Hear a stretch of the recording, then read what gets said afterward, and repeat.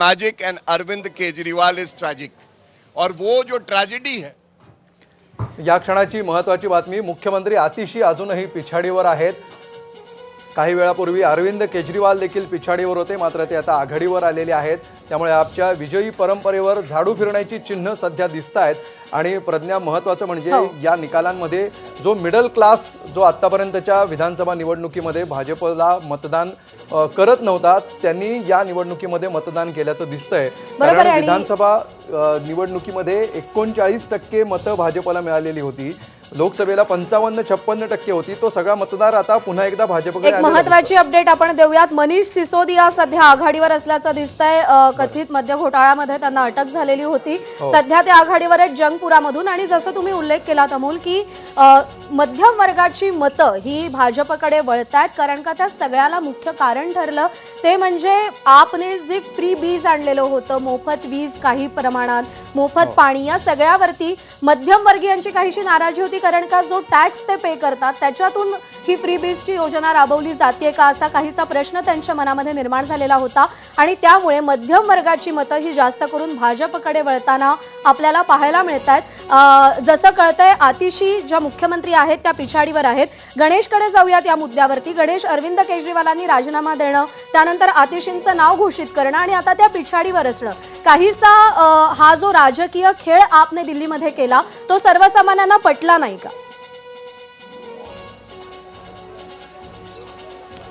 नाही पटला। आपण उदाहरण घेतलं झारखंडचं, तर हेमंत सोरेन देखील जेलमध्ये गेले होते, पण त्याने कमबॅक केला आणि एवढा जबरदस्त कमबॅक केला की त्यांचं सरकार पुन्हा आलं।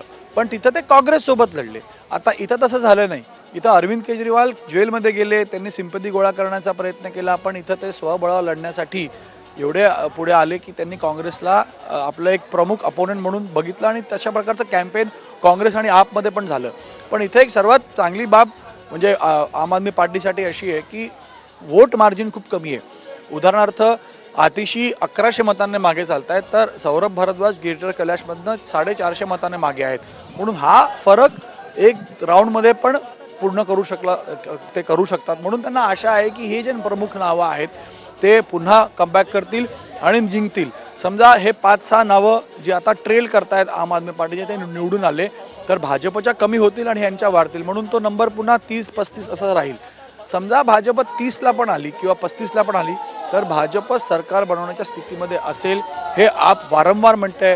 त्यांचं म्हणणं होतं की समजा 25-30च्या रेंजमध्ये पण भाजप आली तर भाजप पक्ष फोडण्याच्या प्रयत्नात असेल आणि भाजप सरकार बनवेल। म्हणून आधीपासूनच एक डाव भाजपकडनं खेळण्यात आला की कोणत्याही पद्धतीनं भाजप इथे करेल। आता इथं मी कॅमेरामॅन वेद पांडेला सांगीन जरा इथली दृश्य दाखवावी। इथं फिगर्स नंबर्स तर तसे चांगले नाही आहेत, पण त्यांनी एक माहोल करण्याचा प्रयत्न इथं करतायत आम आदमी पार्टीचे सर्व कार्यकर्ते की बाबा आम्ही मागे आहोत पण आम्ही पुन्हा येऊ, कमबॅक करू आणि विश्वास। कारण जसं आता सोमेशने तिथे दाखवलं की तिथे लाडू तयार होत होते, तिथं आता नेते यायला लागले आहेत, तिथं जल्लोषही थोडा सुरू झालेला आहे, पण इथं तसा नव्हता।